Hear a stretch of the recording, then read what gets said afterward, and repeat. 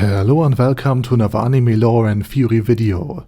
I'm Shergog, your host, and today I will take a look at how zombies work in Overlord and why even the weakest, most basic unit of them is way more useful than you might think. But before we are going to take a closer look at any of this, let me quickly thank my Patreons for supporting this channel and say my thanks to all users of the YouTube thanks function for making one-time donations.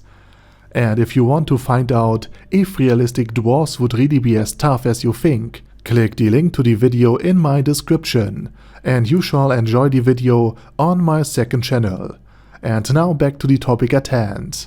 The undead army of Ainz Ooal, as mentioned in other lore videos before, predominantly consists of skeletons, ranging from basic units like skeletal archers and infantrymen to skeletal mages and cavalry, and ultimately culminating in the overlord Ainz Ooal himself.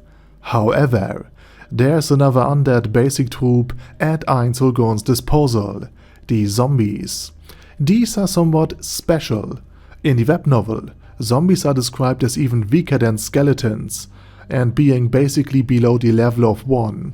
Meaning that these undead creatures are even much weaker than regular humans. So even individual goblins could defeat a single zombie. Also they lack strength, speed, and were it not for the undead energy to sustain themselves, their flesh would rot away, and they would ultimately turn into skeletons eventually. And in the war against the lizardmen of the swamplands of one of the lakes of Asalesia, the zombies performed relatively poorly despite the already very subdued expectations. In this battlefield depiction here, you can clearly see the problem.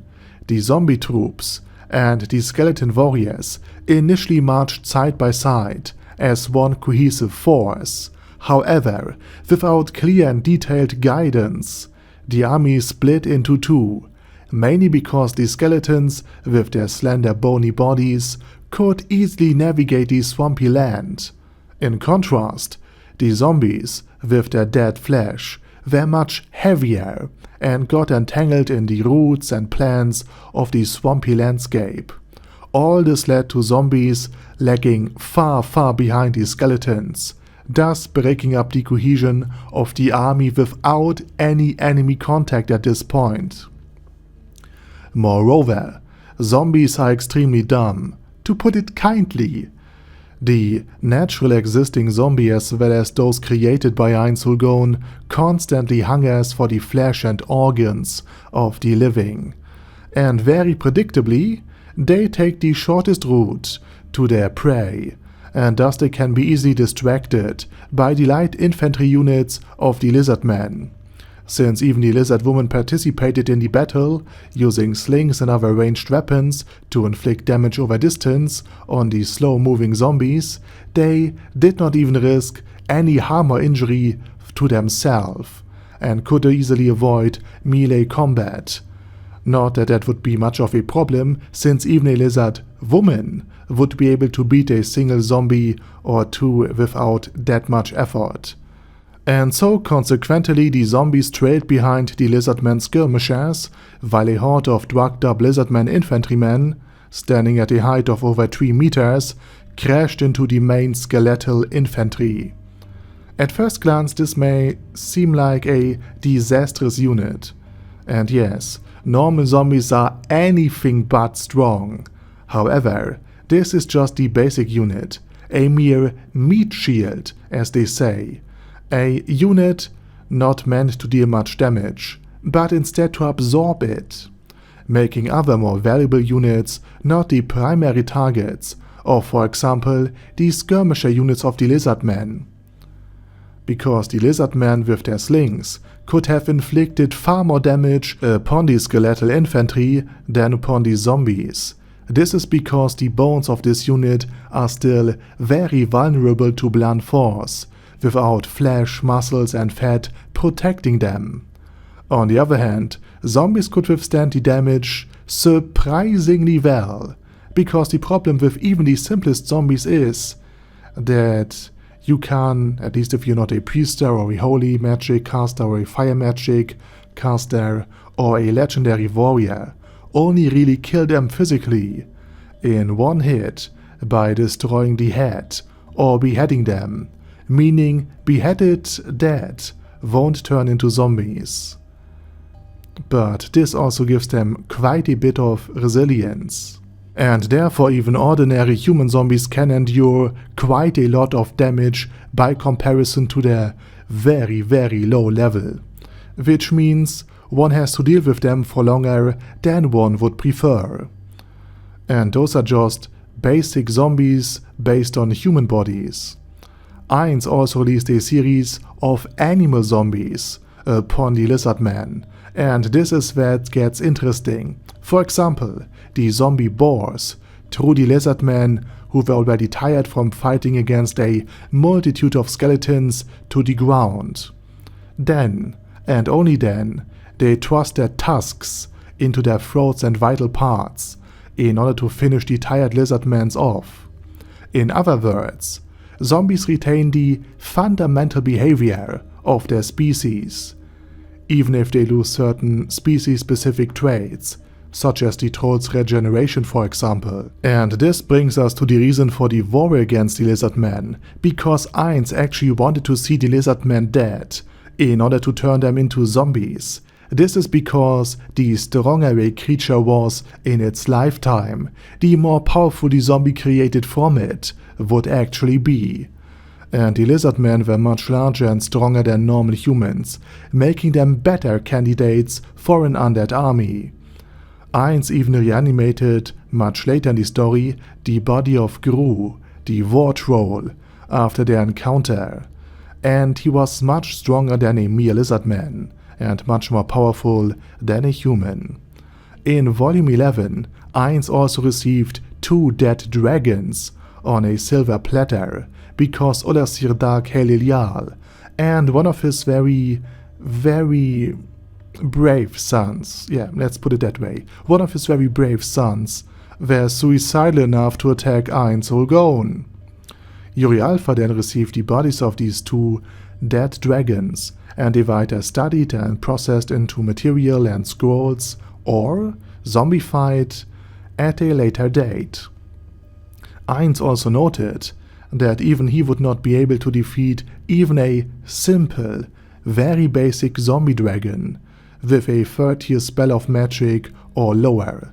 And this is a level 100 player able to boost his magic considerably, as seen as in the battle with Shaltir. And he can of course cast the infamous Fireball spell, which is a deadly weakness for the undead. And for normal New World beings, zombie dragons are an incredible and formidable foe. And the ability to reanimate dragons themselves could become important later, because Ainz Ooal will likely have to fight with one of the Dragon Lords, probably Platinum Dragon Lord, sooner or later, and maybe much more than just him. And in the case of victory, and him leaving the body relatively intact, this might reward him with an immensely powerful undead dragon. It should also be mentioned that Ainz Ooal's undead forces, after the initial trial in the swamps of Azalesia, have a new approach to the use of zombies in the army. This is a Death Knight, and when a Death Knight kills someone, this killed someone becomes a so-called Squire zombie, an undead that remains aggressive and combat effective to a certain degree, even with a severed lower body, and then will still attempt to attack its enemies, and it has a level of around 15. And these Squire zombies in turn are capable of turning an enemy into an ordinary zombie in unlimited amounts, while the numbers of these Squire zombies are still limited themselves. Thus, a single Death Knight, and a single Death Warrior for that matter, were able to zombify the entire surrounding of the port city of Ainz Ooal. In other words, by massacring the farmers and civilians, a numerically powerful undead army could be raised, which was far superior numbers to the defenders. And from their midst, the only two valuable undead units would be protected by these meat shields.